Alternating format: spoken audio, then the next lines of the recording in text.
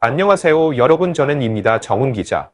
영상 시청하시기 전에 구독과 좋아요 한 번씩 부탁드립니다. 윤석열은 아직 상황의 심각성을 인식하지 못하고 있는 것으로 보인다. 민생을 둘러싼 논란에도 불구하고 그는 해당 주제에 대한 2차 토론에 참여하겠다고 밝혔다. 민생에 전념하겠다고 했지만 지킬 수 없는 거짓 약속을 할 것으로 보인다.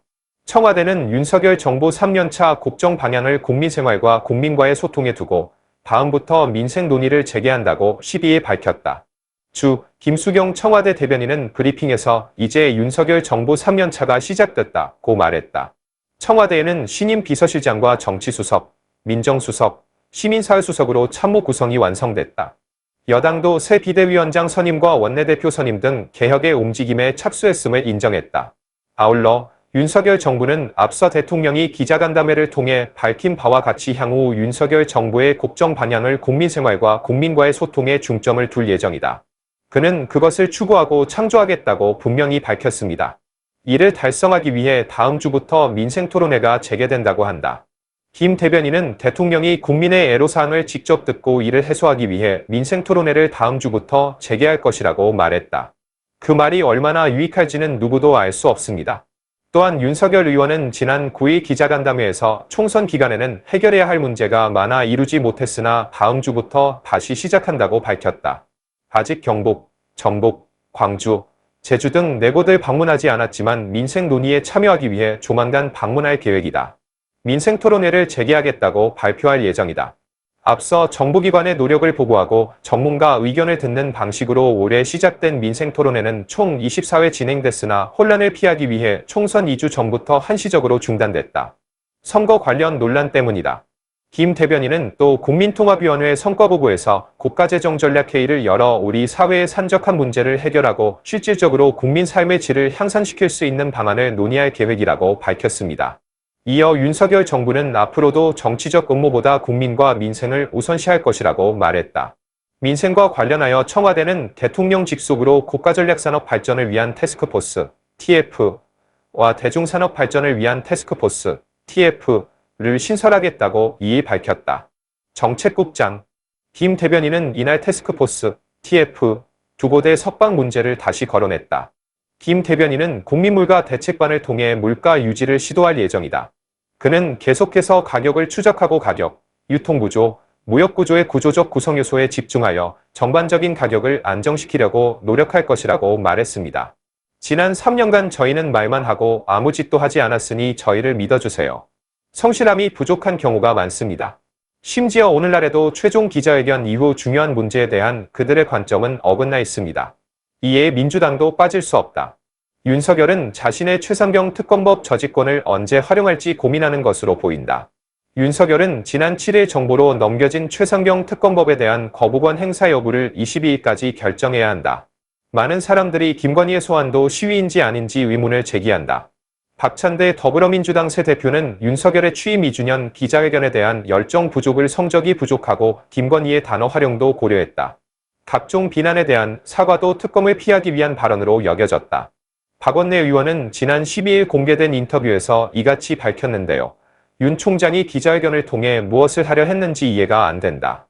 박원내 의원은 이미 여러 차례 말씀드렸지만 기자회견은 무산됐다며 윤석열 정부가 이에 대한 국민의 불만을 인지하지 못하고 있는 것 같다고 지적했다. 모든 부서에서 능력이 부족해요. 박원내 의원도 윤석열의 특검법 거부가 해병대 최상일 사망 원인에 대한 수사를 가능하게 했을 것이라는 모순적 타당성의 의문을 제기했다. 박 의원은 부패수사처를 수사력이 부족한 사무소라고 비판하면서도 부패수사처를 신뢰하고 최상병 사건을 좀 더 자세히 지켜보겠다며 나에게 인정하고 앞으로도 계속하겠다고 했다. 특별검사가 있었으면 좋겠다. 아울러 윤석열은 특검을 피하기 위한 김건희 의혹에 대해 아내의 어리석은 대응으로 국민들에게 심려를 끼쳐드려 죄송하다고 말했다. 아울러 그는 공정성과 상식을 요구하며 자신이 정적을 말살하는 것과 거의 흡사한 진상수사를 하고 있다는 사실에 국민이 불만을 갖고 있다는 점을 대통령이 인식해줬으면 좋겠다고 직설적으로 말했다.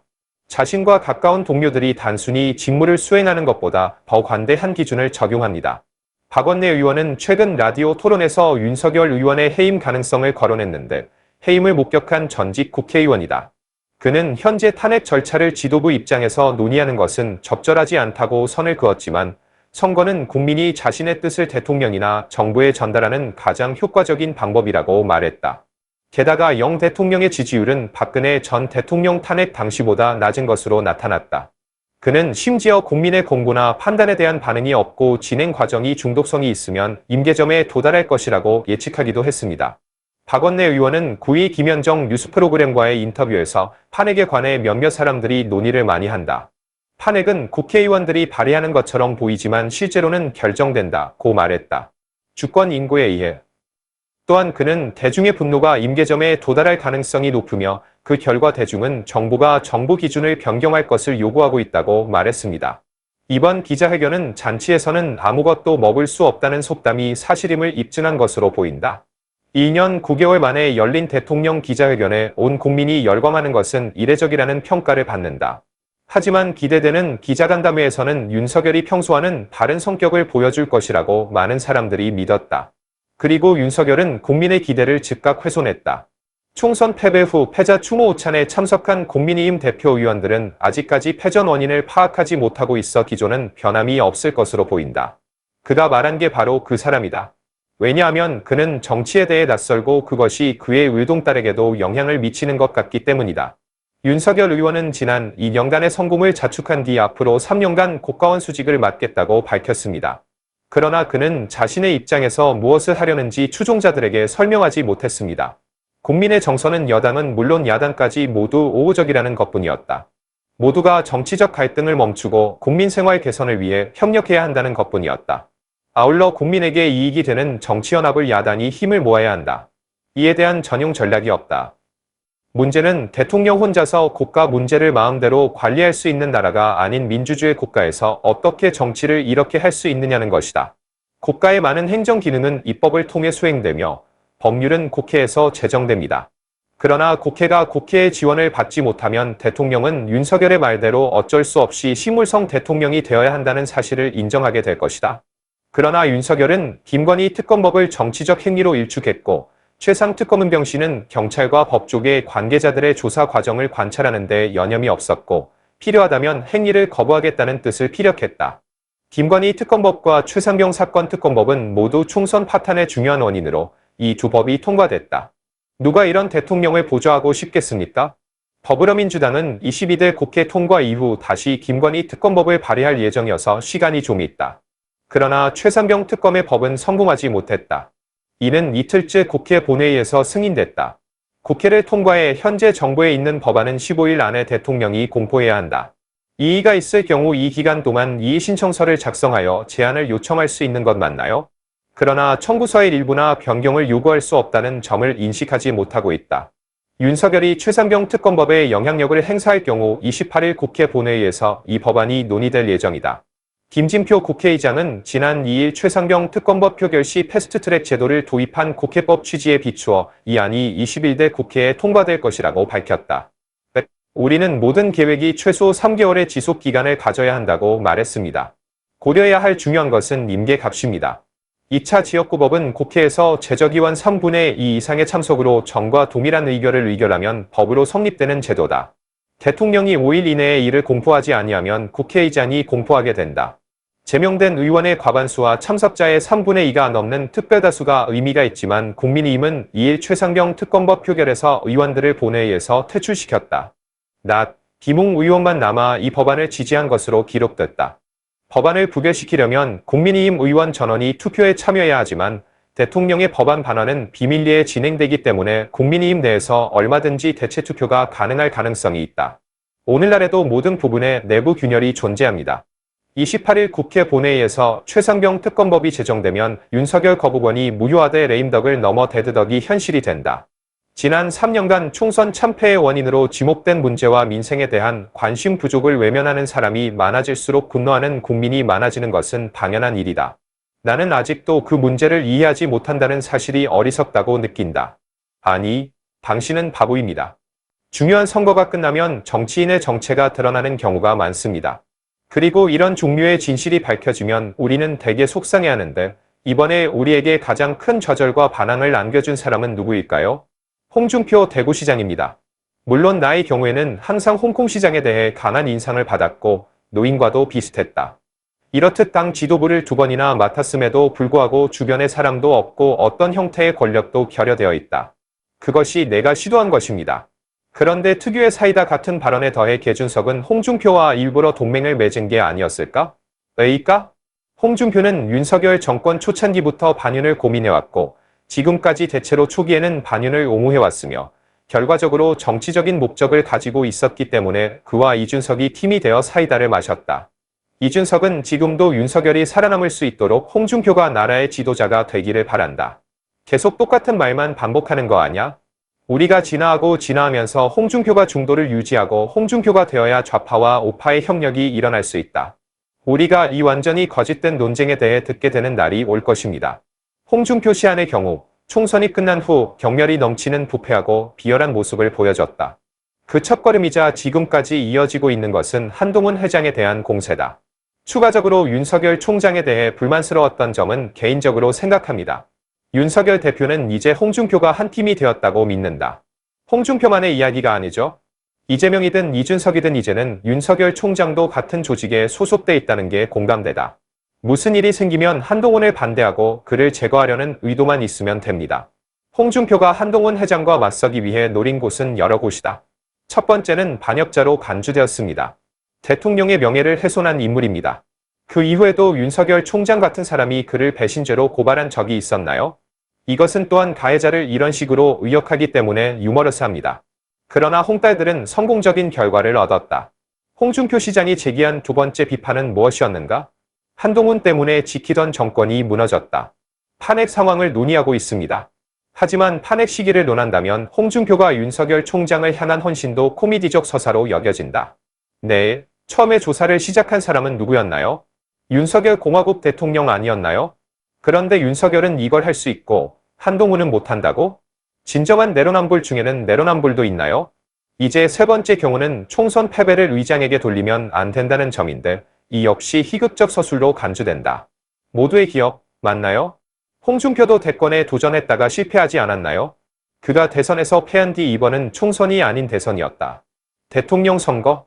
대선에 참여했다가 낙선한 뒤 홍준표가 리더 역할을 맡게 된다. 그리고 그가 실제로 당대표가 되어 정치에 복귀한 순간이다. 얼마나 걸렸어? 한 달만 필요했습니다. 그런 사람은 총선보다 더 중요한 대선에서 패했을 것이고 패전을 고려하지 않고 한 달 뒤에 당대표로 복구했을 것이라고 한동훈 대표에게 말했다. 총선에서 졌으니 복구하면 안 된다. 손실을 고려해야 합니다. 그것이 제가 제안하는 것입니다. 이게 뭔가요? 이것이 내로남불의 좋은 예가 아닌가? 그리고 홍준표의 행동은 지난번에도 확실히 반복됐다. 4월 중순쯤이니까 그 이후로는 더 이상 한동훈 씨의 상황에 대해 자세히 이야기하지 않겠습니다. 그런데 약속은 지켜지나요?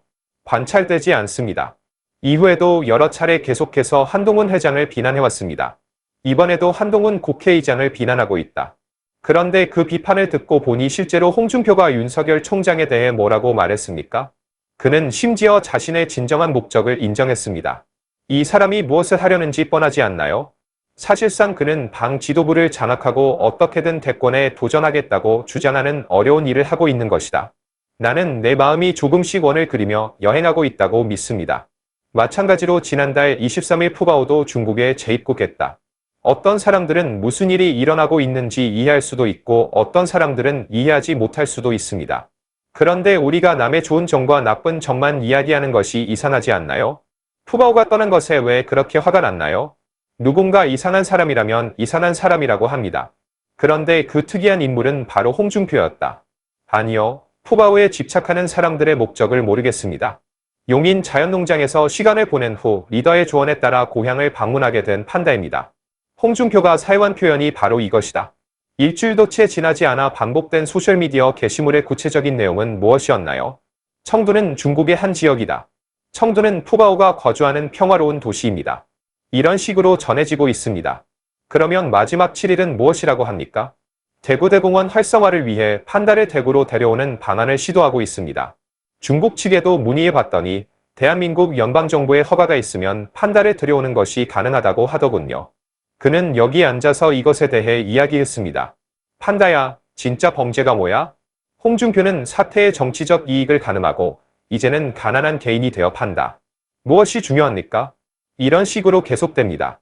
홍준표는 판단을 이용해 교활한 기회주의자로 변신한다. 한동훈 회장과 관련해서는 얼마나 더 큰 역할을 하게 될까? 분명하지 않나요? 그가 지금 나와 함께 시도하고 있는 것은 좌파와 우파가 공존할 수 있는 미래에 대한 꿈이지만 그는 그러지 못하고 있다. 홍준표가 등장한 순간 거기에는 노인과 할아버지의 모습만이 남아있다. 왜 중도들은 홍준표에게 관심을 두었을까? 선택의 여지가 없습니다. 맞나요? 민주당이 공개되자마자 어떤 식으로든 등장할 공격 형태를 취할 것은 자명하다. 만약 홍준표가 대통령에 당선된다면 혹은 총선이나 지방선거에서 홍준표가 당선된다면 어떤 일이 벌어질지 상상해 보세요. 단 1초 만에 패배하는 것이 이미 합리적이지 않은가? 나는 이것이 매우 무서운 일이라고 생각합니다.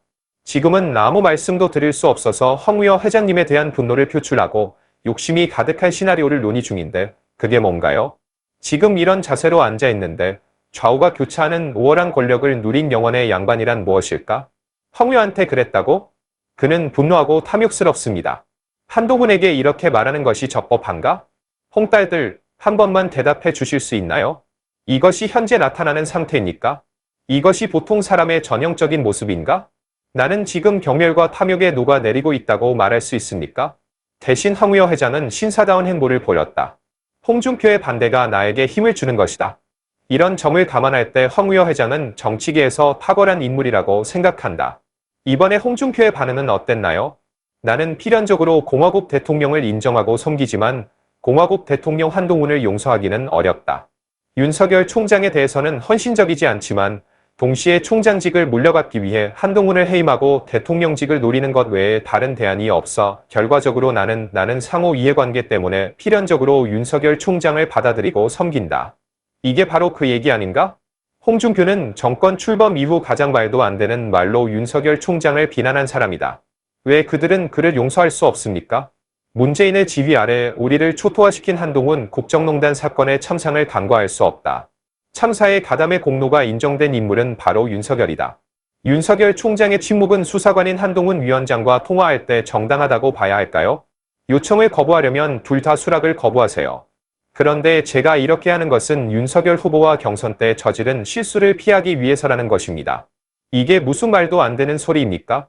당시 여론에서는 윤석열 총장을 10% 넘게 앞서고 있었지만 당 여론에서는 참패를 면치 못해 결국 후보 자리를 잃었습니다. 이것은 내가 다시 등장했다는 것을 의미합니다. 갑툭튀가 나타나 한동훈의 근황을 언급한다.